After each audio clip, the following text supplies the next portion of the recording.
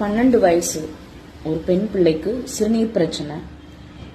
9வது படிக்கக்கூடிய மாணவருக்கு சிறுநீர் பிரச்சனை. 6 வயசு கூட தாண்டாத சில குழந்தைகளுக்கு சிறுநீரகம் செயலிழந்து போயிடுது.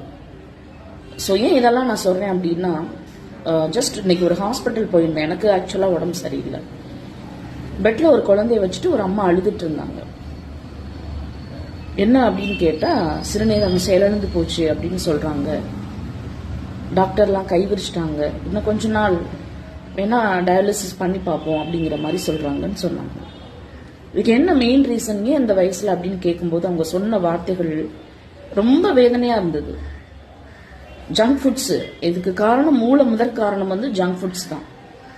கேட்கும் போதெல்லாம் வாங்கி கொடுத்துருக்காங்க. குர்குரே, பிங்கோ, லேஸ், ஜல்லி அப்படிங்கிற பேர்லாம் ஒன்று விற்கிது இல்லையா?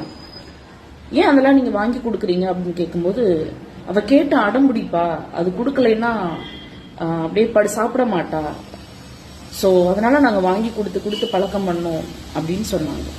அதிகமா அந்த குழந்தை சாப்பிட்டது வந்து ஜங்க் ஃபுட்ஸ் தான். ஸோ தயவு செஞ்சு உங்க குழந்தைங்க அடம்பிடிச்சு அழுதாலும் வாங்கி கொடுக்காதீங்க. ஜங்க் ஃபுட்ஸை முடிஞ்ச அளவு அவாய்ட் பண்ணுங்க.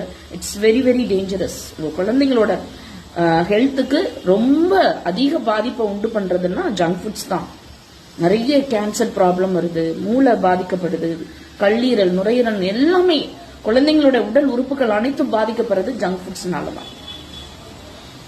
ஸோ ப்ளீஸ், கிராமப்புறத்துல, அதாவது கிராமத்துல தயாரிக்கக்கூடிய கடலை மிட்டாய், அந்த மாதிரி எள்ளு மிட்டாய், அந்த மாதிரி மிட்டாய், அதாவது அந்த மாதிரி ஐட்டங்களை உங்க குழந்தைங்களுக்கு வாங்கி கொடுங்க.